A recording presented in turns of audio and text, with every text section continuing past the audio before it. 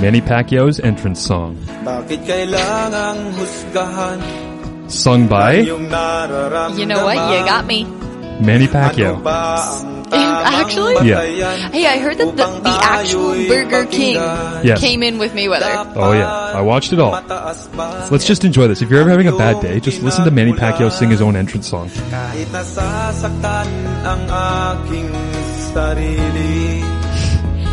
Nothing says I'm gonna beat you in a fight like a soft song. Yeah. For some reason, I love the juxtaposition of Manny Pacquiao walking into one of the more violent sports in the world to a song sung by himself that's like soft and melodic. And I noticed it as he was walking in, and I was like, this is insane. But then he throws in the electric guitar. It comes in soon. It's like electric guitar has just reached the Philippines now, and he was like, let's put a heavy electric guitar on this beat. I picture the boxing ring just like opening up and him like coming up, like ascending Spotlight. to the crowd. Fog, spotlight, and then someone just throws him a guitar and he just goes wild. I love that. I think that Manny Pacquiao should be booked for the Queen's Alumni All-Star Game, and he can come out of the center of the floor. Yes. Oh, here's the electric guitar. Still a very jazzy type of electric guitar. Yeah. Very soft rock of him. We are unable to get a hold of Kristen Lipscomb right now from Metro News out in Halifax to talk about NBL Canada, but hey, that's okay because I did all sorts of research on it, so we can talk about that still. The big fight was obviously major news, and we might get back to it in a minute here, but in the meantime, the undercard apparently for the Manny Pacquiao-Floyd Mayweather fight was pretty weak. They said it was almost like embarrassing that they paid all this money, and some of the ringside seats were going for $360,000 for the pair, $170,000 individually. There was one ticket I saw that was $10,000. I don't know where that person was sitting. But the undercard for that might as well have been the Halifax Rainmen against the Windsor Express, because it sounds like what went down was absolutely wild. Basically, if you don't know the story, I'm going to explain it to you. If you do, play along with me and act like you don't know what's going on. There was supposed to be Game 7 in the National Basketball League of Canada, which is supposed to be our kind of NBA comparable. It's obviously much smaller time. It's a similar comparable to CIS versus NCAA, where we don't really do it all the same. It's pretty interesting to think about the idea of a Game 7 that's supposed to be played and the players walk away from championships. And I'm not sure who's right and who's wrong, which is what makes this a very entertaining story to consider, because there was a fight that happened at the morning shoot-around, which basically, I feel bad for talking over Manny. It's so gorgeous. Even just saying shoot-around, I think I want to make it clear that it wasn't a shooting. No, yes, it was a practice. It was a practice. Yes, that's well said. I need to clear that up. But basically, there was a fight in the morning. I have a sound clip here that I will allow the head coach to explain kind of what went down. And in case you're wondering why we're covering this, there is an OUA tie-in. Josh Collins, who was a star at the University of Windsor, and Jamal McQueen, who played at Windsor as well. They're both on this Windsor Express team that got involved in this dust-up. Do we know if they're involved at all? We don't know. We don't really care. But it's just an interesting story about the kind of the walls that we're hitting. We talked about Canadian basketball development from a youth standpoint a couple of weeks ago. Well, this is kind of from a semi-pro standpoint, where you talk about some of the guys that we're attracting up here that are from major universities. I looked up where these guys are from, and they're all kind of major D1 programs, and they get involved in a fight where they're unable to play their Game 7. So here is Coach Joseph Claros explaining kind of what went down through his eyes at a press conference that happened on Monday. And then the coach started to come. He said, give me the ball. Liam put the ball like this. And the coach do that. Then he throw to his legs. And then it was 2 minutes of running, punching, hitting, chairs. Well, all these details. I think that this is something that I don't want to talk. So the most interesting part of that for me is when Coach Joseph Claros goes, I don't want to talk. Well, that, and when he's like, it was tough, everyone's fighting, and then like 3 seconds of blank, and then just chairs. I was like, oh, that's okay. Kind of, that raised the intensity of the fight. You just looked up, you did some actual reporting, which I don't really do, and you are that's much why I'm better. Here, yeah, no, I'm like you're here to side color piece. You got to tie me down and make sure that I get things correct. Yeah, so Marshall just mentioned that there are 2 players from the OUA, Josh Collins and Jamal McQueen. Just looked in CBC News from Nova Scotia, and 11 players were fined $5,000, each conducted and detrimental to the league. Neither of these players are on this list. So there are 11 players, but we're not seeing those names on there, which is really great. So we're good. They're not pending investigation, which is nice. OUA is clear. We're not in trouble. It's okay. It's, know why they don't get in trouble? Because they open doors for grandmas when they're going out of Walmart. That too, but... You know you go to war with these guys each and every day for 5 years. When you go to war for 5 years, Josh Collins and Jamal McQueen together, you're not going to get in trouble together because you've been at an Ontario university and you know the ethics and the morals of that situation. And when someone starts throwing chairs, you're not getting involved. Marshall's forehead vein is pushing it right now. He's very passionate about this. It's the burn. Yeah, it's true. Increased. I honestly don't get it. I understand fighting and things like that, when you're playing a sport, but this is different because, if you're playing football and you get in a fight after the game, I don't get it. You hit each other literally for a living. Yeah, I know that football has avoided these little ticky-tack scraps because guys take care of it on the field. Yeah. But it seems like basketball, a bit different, I guess. Basketball, if you look up, anybody who loves basketball knows this, but 80s NBA clips, like Shaq tackling Reggie Miller into the front row, Kobe and Reggie Miller going into the front row, Charles Barkley headlocking Shaquille O'Neal. It's a very, very physical sport. If you want to watch the Bad Boys documentary by ESPN 30 for 30, that's a wild one. That basically just shows Dennis Rodman openly punching people in the face with Bill Laimbeer and getting away with it. It was an era of basketball that went away, and a lot of people say now, there's ticky-tack fouls and players go nuts when there's little, they pump fake and a guy bumps them, they put up a shot and it goes in, they get an and one. It's like, well, basketball has evolved. And it's kind of an adapt or die, and that's in the NBA, but in the NBL Canada, apparently the entire series was kind of nasty. That's what everyone said. There was a lot of bad fouls, and this is a clip from another one of the players from the Halifax Raymond when they had their kind of exit interviews, I guess you could say, in front of the media. Kevin Young, who played at the University of Kansas, talking about the fact that it had gone past basketball. It sucks. We're players, and we want to go out there and do our job. And if we don't feel safe to do our job, then we can't go out there at any measure. It got away from basketball throughout the series. It wasn't a physical game. We weren't playing physical. It was dirty. It wasn't basketball. We have clips. We have evidence of it not being basketball. And as players, we can't accept that. We can't go out there and put our careers on the line for one game. I actually have audio from right before the fight began.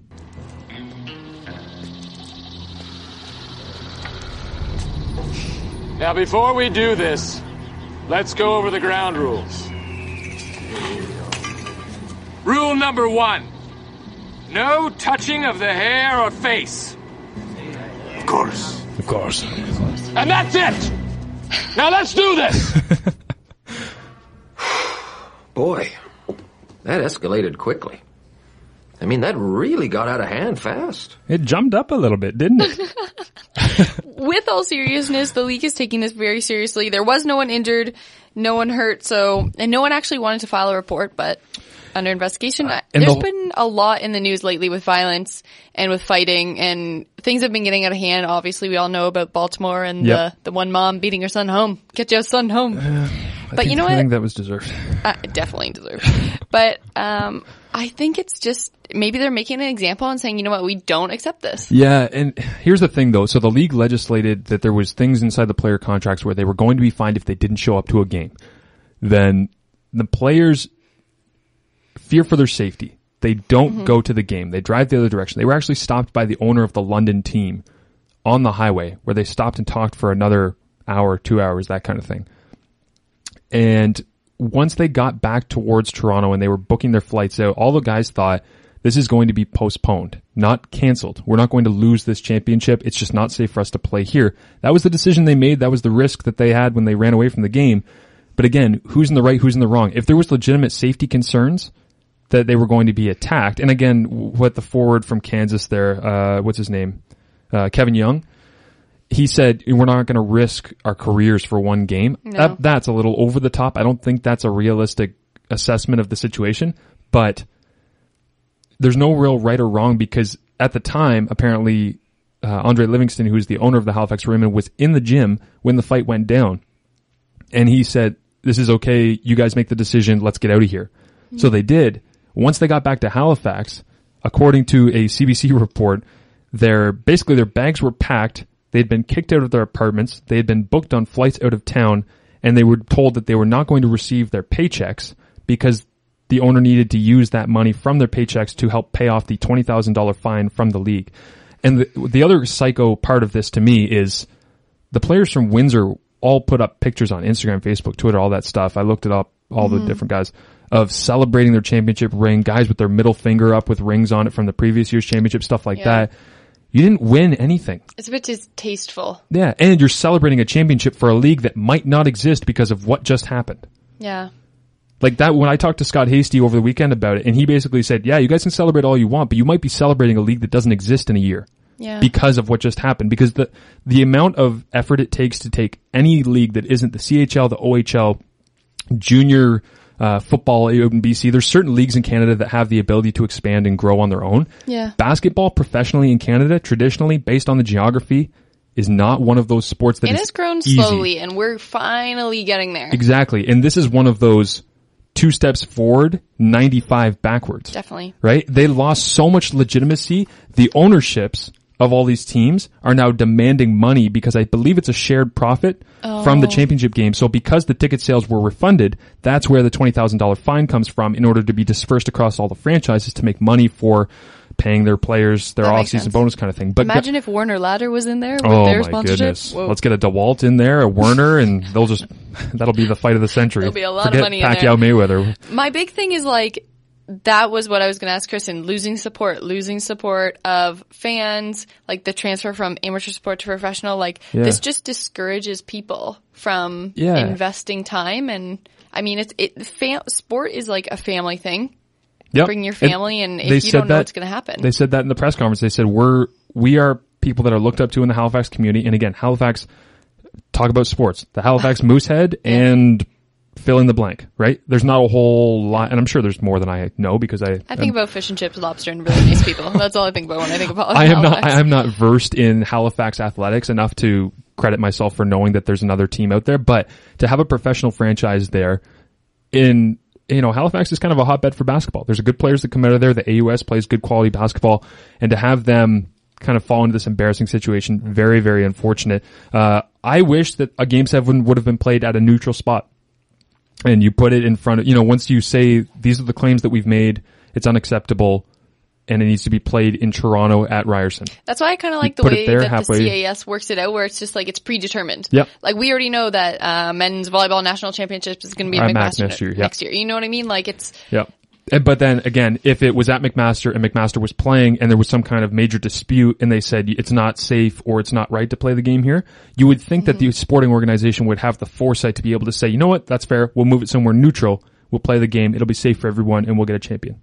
Yeah, I agree. And I think that there were a lot of ways to avoid this, and it just bubbled down to the... Yeah.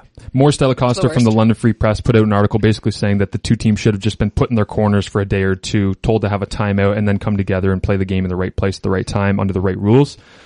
And that did not happen. So kind of disappointing. We talked about youth basketball development a couple of weeks ago. You would like to see a national league pop up. The funny thing I found about this too is Butch Carter, who was a former Raptors coach when Vince Carter was in town. He's the brother of Chris Carter and the uncle of Duron Carter, who played for the Montreal Alouettes and is now down with the Indianapolis Colts, but might not be there because the Colts drafted a receiver in the first round of the NFL draft, and that was a dumb draft pick. Basically, Butch Carter is trying to build the Canadian Basketball League, the CBL, and that was kind of, I believe, the competing faction to go against the NBL Canada. And Butch Carter was retweeting all the articles from people that were like, this is the worst thing ever. Like, this is embarrassing for Canadian basketball, because he's loving that, right? Yeah. He gets to feed off that. So, unfortunately, we couldn't get a hold of Kristen Lipscomb because she is actually a KCVI graduate of Kingston, Ontario, Laurier women's hockey graduate, Metro Halifax sports scribe right now, and a 4-time world champion as Team Canada media representative.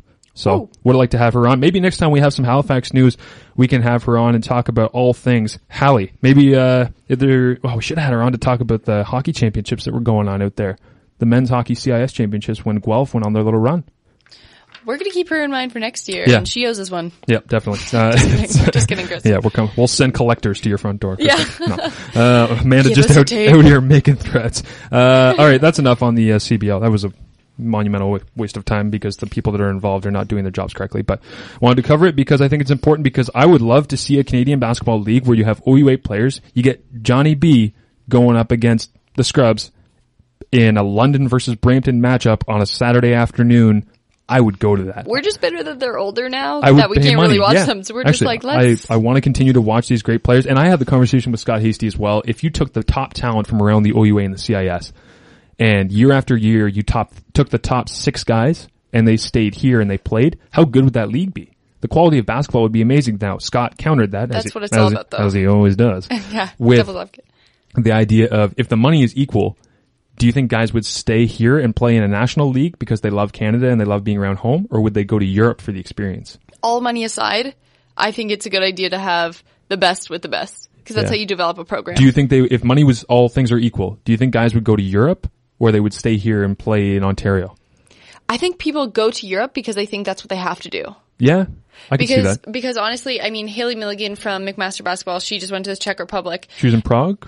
Yeah. Outside Prague, yeah. And I know someone else who went to Qatar to play volleyball. Like, I mean, that's what they have to do. That's what they have to do to keep their career going, to get that paycheck, to keep living the dream. But I mean, like, no one wants to go to Qatar to play volleyball. You know what I mean? Right. Like, of course, they would love to stay here. I heard Qatar's under wonderful situation right now with the World Cup coming up. That must be nice to be there.